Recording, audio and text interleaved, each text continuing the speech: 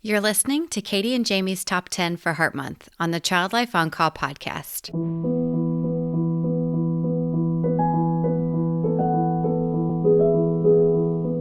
Hi, and welcome to the Child Life On Call podcast. When your child is sick, the whole world seems to stop in its tracks. Plans and priorities change, and your number one job becomes figuring out how to get your child well again. For some of us, rest, medications, and relaxation can do the trick. But for others, it takes more. It takes countless doctor appointments, invasive medical testing, therapy, surgeries, the list goes on, and then you still may not have all of the answers or results you were hoping for. This podcast features parents of children that have an illness or medical condition and gives them a place to share their own journeys and experiences. We will talk about the ups and the downs, the highs and the lows, but one thing seems to remain the same. Children are resilient and teach us more about ourselves and the world than we could ever imagine. Thank you so much for lending a listening ear and opening up your heart to these families and this podcast. I'm your host, Katie Taylor. Hello and welcome to the Child Life On Call podcast. I am so happy that you are here today, and it is February and we are rounding out Heart Month. We've had so many special families who have kids with cardiac defects share on this podcast, and it's just always such an honor to follow along with all of the things that they go through and just bring awareness to such an important group. Today, we're doing a little bit of a different episode. I am sitting down with Jamie Gentille, who you have heard before. I've done a Child Life podcast with her a few episodes ago when we sat down at a conference and just kind of chatted about all things child life. And then she and her mom were featured on this podcast actually on episode 8. So go back and listen to that if you haven't already. Jamie is living proof that cardiac babies can not only survive, but can thrive in spite of challenges and surgeries and so much more, and do it with grace and humor. Today, she talks about the top 10 things she now knows as a cardiac baby turned badass adult. And we cover everything from the perks of messing with people while you wear a holter monitor, to passing out at celebrity parties and her experience with that, and tips and tricks for dealing with the dreaded T word, tape. Oh my gosh. Okay, so stay tuned so you can listen to our conversation. Enjoy. Yay! We are so smart. Well, one of us is. I'm just kidding. No, but I'm really proud of you. You knew where everything was. When I opened up this box at 5:03, of my headphones and my microphone, so I figured all that out in a relatively short amount of time, even though I figured out nothing before I called you. I'm very proud of you, though. Oh, Pip the puppy! Or is that Lucy? That's Lucy. Oh, that's a good microphone, huh? Oh, yeah, you sound so good. Really? You do too. Thank you. Thank you. I've been working out, so. Oh, you can tell. Your voice sounds strong like bull. You know what?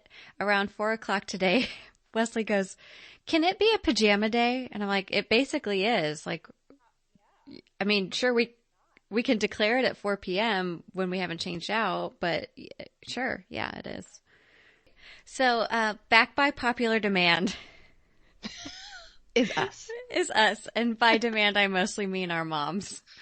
I have Jamie Gentille here back for another Child Life On Call episode. So welcome, Jamie. I'm glad you're here. Hi, Katie. Hi, friends. I'm glad to be here. You know what's so crazy is that we're in different states and time zones right now. It's kind of messed up, and technology makes us feel like we're sitting right next to each other. I know, and it only took us like 20, 30 minutes to get this phone call ready to go. It only took you talking me through this as if I had a jitterbug as a phone, and we got there though. We got there. We did. I'm super proud of us. Me too. Me too, because I love you, but I don't know if I want to move to Texas. I know, same. But Virginia. But Virginia, I get it. So if you don't know who Jamie is, she is featured on episode 9 of the Child Life On Call podcast, where she and her mom talk about her experience of having a cardiac defect. And so if you haven't listened to that, go listen now. You're going to laugh. You're going to cry. It's a really good episode. And as Jamie's mom says, we ought to take this on the road. She's so proud at the end of it. It's so cute. So She's great. like, you know what? I don't really need to be around my grandkids anymore. Let's take this on the road. Exactly. And then Jamie is also a certified child life specialist, Whoop, whoop. dog mom. Yep. To 2 little pups. We're going to have a separate podcast on them. Totally separate podcast. Senior program manager. Is that what you are officially? Girl, I'm a director. Okay, Get I know right. that, but I thought that they had maybe changed your lingo, but you're a director. Maybe you should update your LinkedIn profile. What's LinkedIn?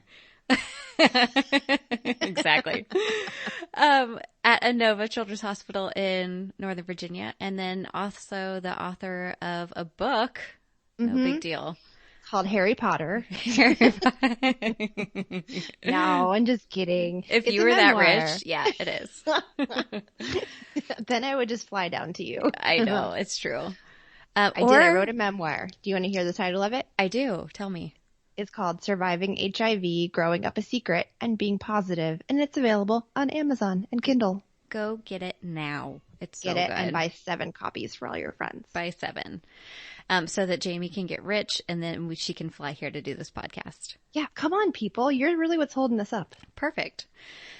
So I've asked Jamie to come back today. We're going to start a new little segment / mini-series / master series. I don't really know, masterclass maybe.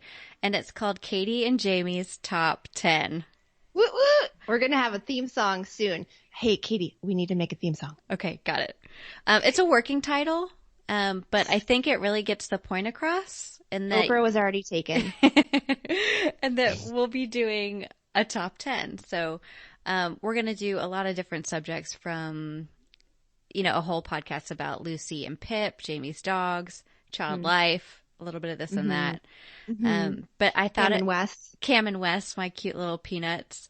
But I thought it would be fun today, since it's February, to talk about kind of how you've grown up with a heart defect. And so I looked it up. What's the official title for February being, is it Congenital Heart Defect Awareness Month, or what is it? So February is Heart Month, and then Congenital Heart Defect Awareness Week is the week of February 7th through the 14th. Okay, perfect. Yeah. I looked that up. I still couldn't get it right, but I wanted to just touch on real quickly the other celebrations that happen in February. Are you ready? Oh, God, tell me. Cupid's birthday. National Cherry Pie Month. Nice. National Children's Dental Health Month. Wow. Well, that's good. That's good, too. The other 11 months don't matter so much. They don't. Don't brush your teeth. National Chronic Fatigue Syndrome Awareness Month. I feel like I have that sometimes. Oh, yeah. We got to do an episode on that for sure. And then last but not least, National Condom Month. Well, that's good. Well, that's kind of special. So sex positive. There you go. I thought that was pretty funny. I like that. And then we're going to start off each of our Katie and Jamie top 10 segments with something called Trash or Treasure. And the idea behind it is that, we need to be grateful and aware of the good things that happen, because I think that can spiral positivity in your everyday life. And for me, also Zoloft does that, which is really nice. Prozac.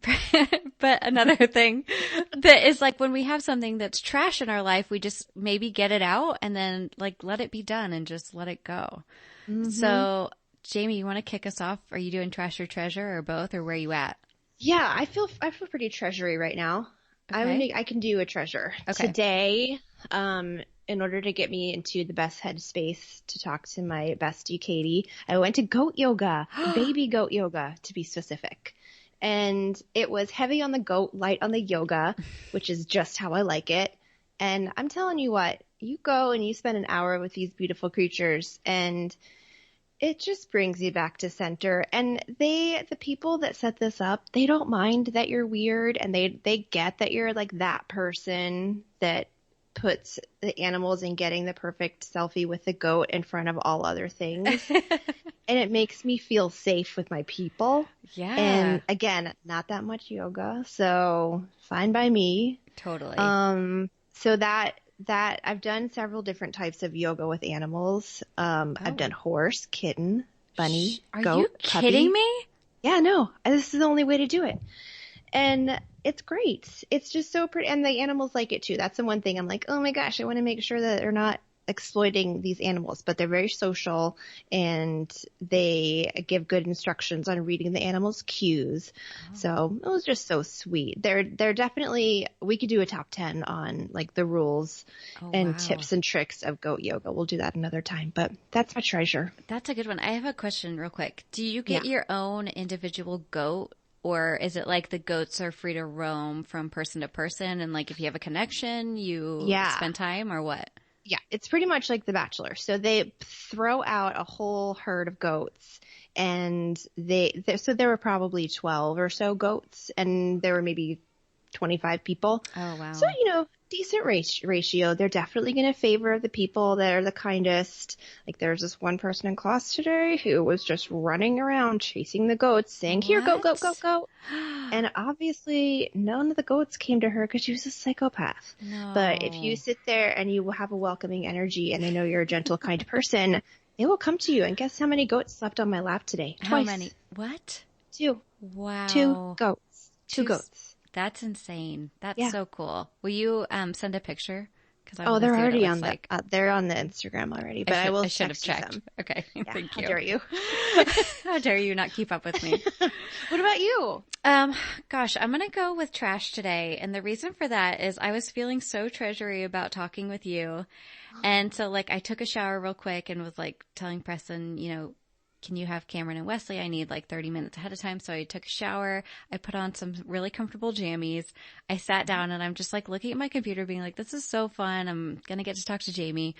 And all of a sudden I feel a stinging on my back, like literally on my back. And I guess I haven't cleaned out my closet in a while because the sweater I put on, I think had some sort of a wasp or something in it. And I literally have a sting on my back right now.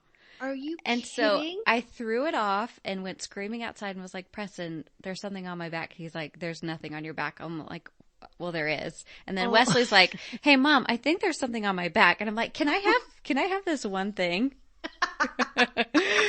But anyway, I'm going to take a picture and I'll send it to you, but you'll see like there is something back there, but I'm okay. Holy cow. I know, I'm okay. That's major trash. I'm sorry. It is major trash. But you know what? Next time I wear something from my closet, I'm just going to do one of those things where you flip it out. Like you just like do like a little and then make sure there's no insects. I think that's a good idea. But God, what does this world come to if you have to do that every time you get dressed? I know. And it makes me feel kind of like maybe my closet is trash, but it's not. I promise. Like it's nice. Well, the bugs go to places that are nice and cozy. Yes, that's true. They're not going to trash closets. No, I must smell really good. Yeah, obviously. So why don't you talk to us about what we're going to do for our top 10 today for February? Okay. So we're going to go through top 10 things, both good and bad, that you might experience if you have a congenital heart defect. And they range from experiences that I've had as a little wee tyke all the way up until my adult life. Lots of lessons along the way, lots of learning about things that I didn't realize that I hated and that I didn't realize that I loved, and everything in between. So we're going to hit on the top 10 cardiac facts of life when you have a CHD. I like that. Cardiac facts of life. And are these in any particular order? Or are they kind of just like stream of consciousness? So I'm going to attempt to make them in order of like ending on a light one. Okay. And making it a perfectly timed comedic delivery. But really it's just going to be whatever pops up. Perfect. So we're going to start off with number 1, which is probably the most pervasive and the one you just can't get away with or get away from. If you have a congenital heart defect or any kind of heart condition, you cannot be modest. You gotta show everybody everything and lots of times. And you have echoes and EKGs and like your heart. I don't know if you know this, Katie, but your heart is located like in your chest area. Oh, I always thought it was like closer to your butt, but that's something different. No, that's your tailbone. That's your tailbone. Got it. So it's in the area for girls, at least, that we typically keep covered up, depending on what school you go to. Yeah. And so that for me, I grew up as a kid thinking like, oh, this is just what normal kids do. And don't worry, this isn't turning into a good touches, bad touches conversation. It was fine. And I was lucky to be surrounded by all great people. But at the very ripe age, I got used to having to go and like disrobe and show everybody. So now, like as an adult, if I have to go in for anything, and especially if there's a student there or whatever, and they're like, is it okay if we bring in this resident? We're a teaching hospital. We have a resident right now in clinic. I'm like, yeah, like bring him in. They can do whatever they need to do. Like, and they probably think that it's a little bit inappropriate, but it's just because. Why? Because you're wearing nipple tassels, or? I mean, I want to make it fun for them too. Exactly. That's the thing. So yeah, so modesty goes out the window. Got it. Not that I'm going streaking down the hallways, except for when it's Mifflin streak time. Apart from that, I keep it very appropriate. But when it comes time that I need to be out there and exposed, it's all good. It's fine. Totally. Well, I can kind of relate to that. Not so much the cardiac thing, but like the giving birth thing. And especially the second time, like I swear to God, the OBGYN was washing her hands and was like, my legs were up in stirrups. Okay. Like my legs are up in stirrups. Like everything is out there. And she's like, everybody come look.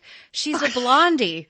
And I'm like, what are you talking about? So they had everybody come look at my vagina to see that my child was a blonde before she was even born yet. And I was like, oh, cool. Stop it. Oh my God. It was pretty funny. But at that point, I didn't care, obviously. You're like, just get it out. Oh my God. I know. So crazy. It is amazing what even the one experience like that will bring to the table. That happened to my sister too. She's very modest and very prim and proper. And man, when she had that kid, I saw parts of her that no one should ever see, and she didn't care. Yeah, exactly. She's not still talking about it. She's over it. No, I'm the one in therapy for it. Sweet Jesus. No one needs to see that. That's my sister. Okay, number 2. Okay, number 2, tape is the enemy. So you might think of when kids have to go in for all sorts of medical things and, the pokes and the surgeries. Those definitely are not awesome. And sometimes they really, really suck. But for me, one of the worst things was tape. And even if it's just tape that they put over a Band-Aid after they've drawn blood, over a little gauze, everything from that to the steri strips that they use to help wounds heal, help scars heal.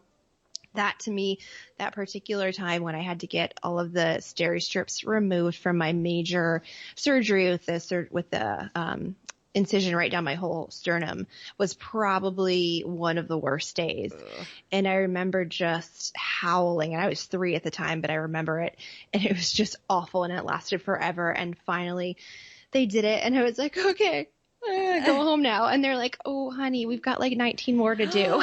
Oh gosh. So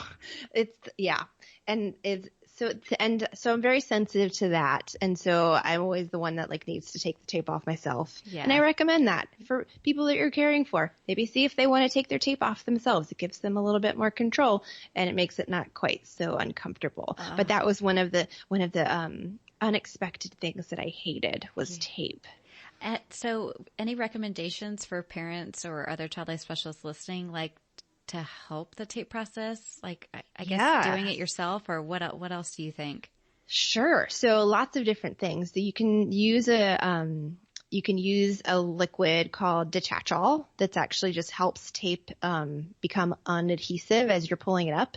You can pull with the hair growth, like in the direction of the hair growth, not against, because that's like when you go against, you pay good people to wax your eyebrows. That's what they do, and that's what takes it off. Like go with the hair, and it's not as painful. Yeah. When you're taking off Tegaderm, don't pull from just one side. Take the opposite sides and pull straight out like you're lifting it off the skin. It just kind of pops up. Oh. Let the kids do it themselves. Let them go home and take a bath. Take them off in the bath. Yeah, I like that. Yeah, lots of different things. Good stuff. All right, hit us with number 3. It's fun if you have a cardiac condition. You kind of have a secret party trick up your sleeve, and you can freak people out really easily. And it was very effective in getting me out of things like gym class and stuff. And when it was time to run the mile, obviously no one wants to run the mile. Well, I'm sure some people do, but there are institutions for those people. And of course I didn't want to run the mile, but I had to like go out there and walk it and look like an idiot just walking it. So I'm like, I'm going to get myself out of this. And so I just started to run. And the gym teacher who knew about my cardiac condition was like, no, and like ran across the track field and like practically tackled me to get me to stop running because she was afraid I was going to like drop dead from a heart attack. That is so funny. I'm like, oh, I should probably go sit down now. Thanks. Bye. That's so funny. I remember being in gym class and being like, what do you mean they have asthma? Like, I've never heard of that before. Like, when maybe I have asthma and I don't need to run too. Seriously, how come she has her period every week? That's not fair. No, but this was legit. It could get me out of a lot of stuff, which was pretty nice. That's great. So love it. Yeah, it balances out the crappy stuff like the tape when you can use it to your advantage. Exactly. You don't have to be sweaty after gym class. I like that. Yeah. I was the only one that smelled good. Yeah. That's how I got all the boys. Oh, yeah. Okay, let's do, what are we, number 4? Number 4. So a lot of times when you go for ongoing cardiac monitoring after a repair, before a repair, throughout the entire process, it's regular checkups. And so I go once a year and I get my cardiology exam. And then usually every 2 years I get a holter monitor. And what a holter monitor does is it stays on you for at least 24 hours and it just monitors, keeps the record of your rhythms, and it detects if there are abnormalities. And if you feel something, you put it on the little log of what time you felt something. And then when the physician gets the reading, they can compare it to the time if they saw something. So it's basically just like a security camera for your heart for a good day. Yeah. And so most of these days when I was a kid, it was fine. I would just go to my doctor's appointment and then I would wear like a baggy shirt or something to school. And most of the time people didn't notice anything because it was the 90s and it was very grungy and like big, oversized everything. So it was fine. And then like growing up and being more of an adult in adult situations, I realized, this could actually be a little bit alarming. So I had to be really careful about, and like, sorry to bring it back and to get really real, people, but after 9/11, it was hard to go places with the Holter monitor on because people looked at you and they're like, oh my God, it's the next Unabomber. And they saw wires coming out and they're like, hit the deck. So, I mean, I certainly wasn't going on a plane with a Holter monitor. Like that just wasn't going to happen. Even going shopping, I would set off the little security alarms and they'd be like, did you steal those $5 Victoria's Secret underwears? And I'm like, no, I have tetralogy of Fallot. Now leave me alone. Oh my gosh. But it was definitely I didn't realize how scary I looked kind of moment. That's so great. But when you can use it to like bring a little comedy into life, that's so funny. I mean, how can you not? That was our whole point of it. My mom always taught that to me. Like, we just gotta laugh about it and make something funny of it. Yeah, for sure. Number 5. Okay, number 5. The scar. Lots of invasive procedures when you have a cardiac condition, whether it's catheterizations that go up through your leg, in through your arteries. I had a Blaylock shunt, which gave me a nice scapula scar on the back. And then, of course, my open heart surgery, which is that beautiful vertical scar down my chest. For me, I think it's really cool. And I think that they're like where they're placed, it's actually quite, it's quite symmetrical and it's kind of stylish. And they say that, like, beautiful in like a measure of beauty is when there's symmetry. So, totally. That's actually a real thing. So right? Yeah. So it's just like a little perforated edge if you need, if you like need a guideline when you're cut and pasting. But truly, I've never minded it. I was never self-conscious about it, which I appreciate looking back into. I think it could have been very alarming for me. I think the fact that I had the surgery when I was so young and then I grew up and like that was my self-image and it wasn't this, I have 0 scars and now I'm a teenager and now I have a big scar. No, I always had a scar. So it was always just something that was what my body looked like. And I always just thought it was cool. And I would like look at all the stuff on my wrists and on my chest. And I have lots of like chest tube scars and pacing wire scars. And that stuff is just to me like a little reminder that we kind of kicked ass when I was a kid, and it worked out. So for me, I like the scars. I think they're cool. Totally. And has it ever stopped you from like wearing, like a sexy deep V as an adult or anything? No. Yeah. No, girl. Sometimes I need to like Kim Kardashian contour that so that I can make it stand out more. For sure. I love that. That's so cool.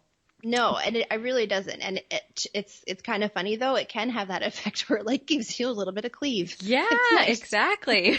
Some dimension there. Right. All right. I like it. All right. Okay. Where are we at? Number 6? Let's go to, number 6. All right. Okay. This is a good thing. So all different cardiac conditions have various symptoms and they show up differently. For me in particular, and for a lot of other cardiac patients, it's, I passed out a lot and I still can pass out a lot. And I would get that lightheaded feeling and just go south. And so, I'm so scared. I mean, we could do a top 10 stories of the top 10 most embarrassing times that Jamie passed out in public. The top one would definitely be at my friend's birthday party while I was singing a song. And I was in front of a crowd of probably 200 people. And he was this like crazy big time music producer. I'm not that cool. Like what? I shouldn't be friends with these people. And like his friend was throwing him a birthday party. I was doing some recording with him. So I was just happened to be connected up with him and he invited me to his birthday party and, I went to his friend's house. I walk in, I look to the sitting room and there's like 7 Grammys on the, Wait, can you tell us who you're talking about or does it have to remain secret? Oh no, it's my dear friend, Ricky Payton. Okay. He's a producer and he's like toured with Aretha and written for Usher. He's this crazy talented person and now he does a ton of work in the DC area with, children's choirs and teens and like getting teens off the streets and supporting them through music and getting them engaged in something really beautiful. So cool. So he's like a unicorn. He's amazing. Yeah. And, so I wanted to go celebrate him at his birthday, showed up, and he was his assistant, because of course he has an assistant. Yeah. She walks in, she's like, "Are you going to sing tonight?" And I was like, "No, okay." Because I like to sing, but I am pretty shy when it comes to singing in public. But I felt like I couldn't say no. Especially like somebody who's actually talented. No, like, I mean, yeah, like, so it's not karaoke night. It's like, no, girl. Yeah. It is like the fancy people stand. It's like a roast where it was crazy. So okay, what were you singing? Oh, it's embarrassing. What? I had to just think of a random song that I might be able to remember the lyrics to. So I sang Hero by Mariah Carey. My gosh. It was so embarrassing. And of course I was so nervous. So I didn't eat anything and I just drank wine to give me courage. Sure. And then got up when it was the singing portion of the evening. I started singing that damn song, started singing, and I was like, nope, I know what's happening and there is nothing I can do to stop it. And I just keeled over in front of a good 200 people. No way. Like fell into the microphone onto my face. Jamie. Woke up in the room next door, the Grammy room, with everyone being like, "Are you pregnant?" Blah, blah, blah. And I literally it was the most mortifying moment of my entire life. And I got up. I don't know how I went back out there, but I went back out to the party and I was like, "Hi, everyone." Did you sing again? No, I didn't finish the song. Good God, no. But they all like applauded when they saw me. I'm like, I'm sorry, I brought some drama to your party. But that was the absolute most mortifying, horrifying, embarrassing time I've ever passed out. But there have been many, many other times. And the point of this long story is that we pass out for various reasons. Sometimes we go to college and we pass out. Sometimes you do it in front of your parents. You can always come back and say, "Oh my gosh, it's because of my heart. It's not because of anything else." Oh gosh, that is so in those crazy. moments where you make bad life decisions and you pass out, I could always just say, "Ooh, sorry, I blame had a the heart condition." Yep. Oh my gosh, that's great. I had never heard that story before. Oh my So God. crazy. It was horrifying. He was so sweet about it though, and everyone was so nice, but I wanted to die. Yeah, of course. Were like, so I real quick, and then we'll move on to the next one. But were they like worried? Did they call 911? Was everybody freaking Yeah. out? Oh yeah, they were worried. Once I woke up, I don't think they called 911 because I didn't see any ambulances there. But once I woke up, they realized that I wasn't dying or dead, and then You're they like, went about the business. Yeah. oh God, so crazy. Horrible. It was awful. All right, siete. That's 7 in Spanish. If you didn't know. Oh, muy Yeah, bien. muy bien. Okay, let's do. I'm gonna do a kind of related to that one, number siete. Okay. Numero siete it is a really good excuse if you need to get out of stuff. Okay. And this I say as a message to all people, whether or not you have a cardiac condition or not, sometimes you just don't want to do stuff, and that's okay. You don't have to do everything, and if you don't want to do something, don't do it.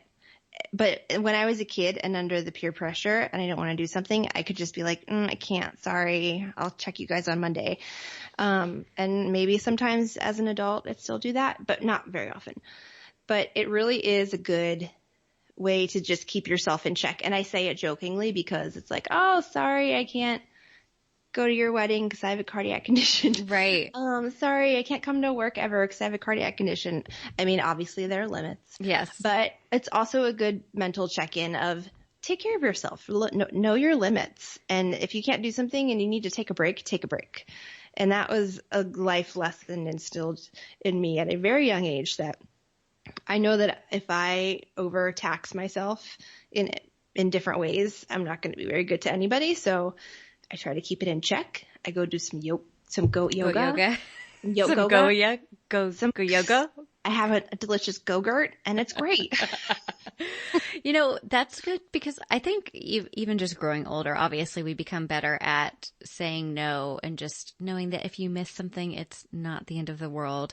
Life goes on. Half the people who want to be there probably don't anyway. So it's just a good thing to practice and embrace is saying no and not going to things that you don't absolutely want to, and don't overextend yourself in it. Yeah, I think it's so true. And I do, on the same side, I do have FOMO and I want to do everything and I don't want to miss out on anything. But sometimes it's nice to just stay in and not go out and do what you need to do and stay in your jammy jams.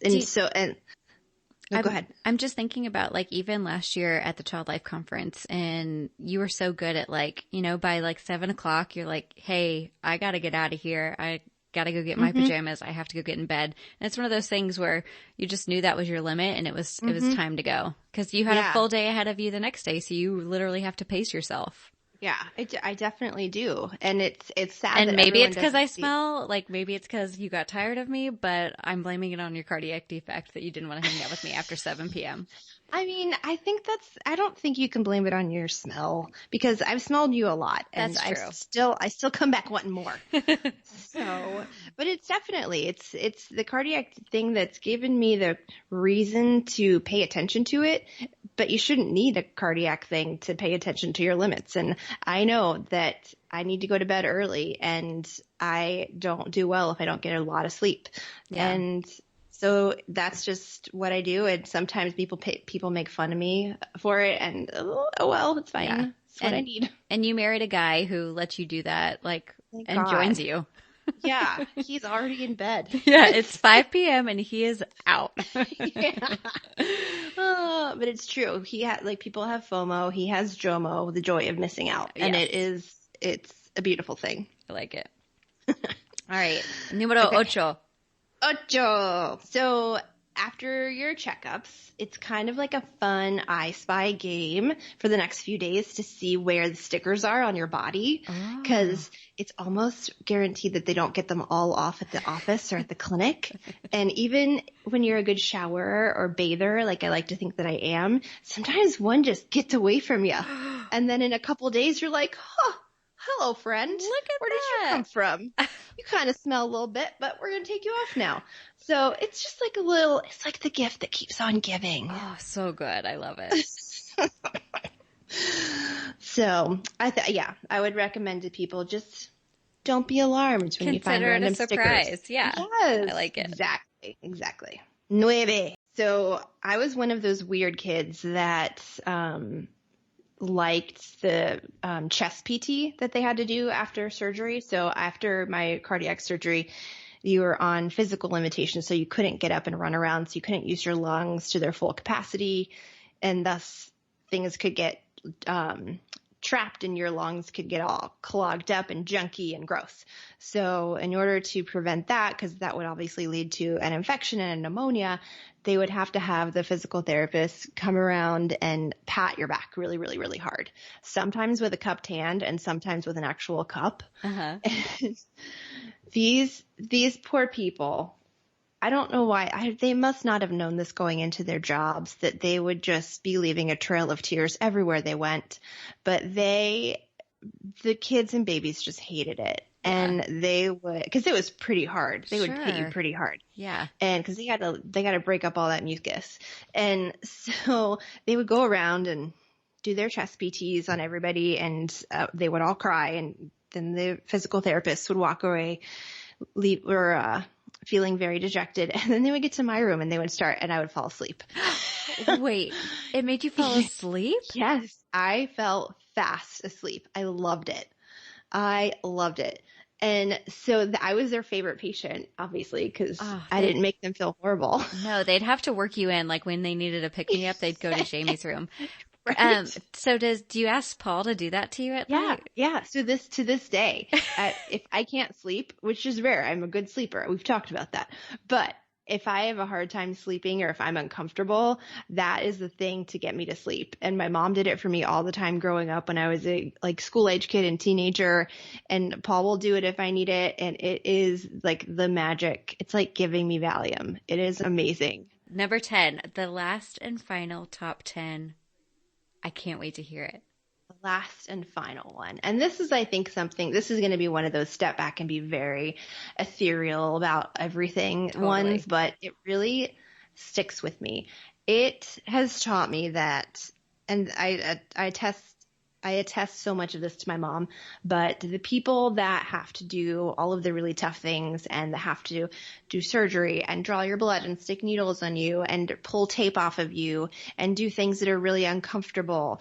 And, you and I both know as child life specialists that we'll sometimes go in to work with a patient and the nurse will come in and say, I'm the bad guy. I have to do the needle. And I always say, no. Like, you're the good guy. You're the one that's helping. You're a helper. Mm-hmm. And I always saw them as helpers. I never saw them as people to be afraid of. I didn't like the needles, but I wasn't afraid of the people. And that has carried with me through my profession as a child life specialist. I think I've tried to help other families and other kids understand that, knowing that it is possible to get through some really difficult times and still love the people that did the things to you that they had to do to save your life. Mm-hmm. And it really gave me such a great perspective and an appreciation for people that choose to do something that day to day is kind of some of the crappiest thing that one human has to do to another, especially to a kid. Mm-hmm. And these people do it, and they do it with their hearts. And that means so much to me. So many of my friends, I have some really great friends as adults who were my nurses when I was a kid. And they weren't kid nurses. I was a kid and they were adult nurses. Yeah. But they're my dear friends today. And I knew they were tiny. Their scrubs were like size 14. They like that little light thing couldn't even fit over their head. Oh, so cute. Their hands didn't poke out of the jackets. No, they were definitely adults when I was a kid. Yeah. But growing up, I just love and appreciate these people, and I want every kid and every family to look at the people that take care of them and that have to do the yucky stuff and the painful things as they're heroes and people that are really helping them, and they're not the bad guy at all. They're the helpers, and they're there to get them better and make them as healthy as they can be. And that I wouldn't have made it to the ripe old age of 40 without all those people helping me along the way. So that I appreciate. And again, that goes back to my mom of always framing it in a light of these people are here to help you. It's going to be uncomfortable. We're going to get through it, but this person's here to help you. I know. So That's such a good one to end on. And it's true because as a child life specialist, I like to encourage, even my nurse friends that I work with to just not self-deprecate in that way because they have a really important job and they are the helper, like you said. And no one wants to get the IV more than the nurse who's trying to get the IV. Like there is just, maybe the parent and the child, it's kind of all equal, but they want to make sure and they want something to work and they want something to not be painful and they want to get the best pictures in this x-ray position. They want to do the best they can to get what they need to get done for the patient. And that's such an important thing to remember. It's true. Aww. It's true. Well, Jamie, you're so smart and No, so I'm not. pretty and so funny. So Thank you. Would it be okay if I had you back for another top 10 at another time? I will get back to you on that, but Okay, yes. cool. Just talk to my assistant. No big deal. I will. Okay. I'll let Cam know that I need to schedule an appointment. My with tiniest Mom. assistant. Well, thank Your tiny little nurse assistant. my tiny. I'm only going to see her as a tiny nurse now. Well, thank you, my friend. And we will definitely have you back for another top 10. And I can't wait for, parents to hear this and other child life specialists and just other listeners, because I think everything that you said is completely valid and can be applied to lots of different parts of our life. So thank you. Man, Katie, I can't wait to do this more and to talk about silly stuff and non-silly stuff and everything in between. And you're a doll for setting up this platform and love everything that you do. And I appreciate being your friend and I love you. Okay, bye. Don't forget to subscribe to the Child Life On Call podcast so you can keep up to date with families and parents who have shared their stories. You can find out when new episodes are going to be and keep up with all things child life. Please rate and review this podcast if you haven't already. It makes it way easier for other parents and families and child life specialists and medical professionals and listeners to find us. And also share this podcast with someone who hasn't heard it before. And thank you so much for listening. Have a great week.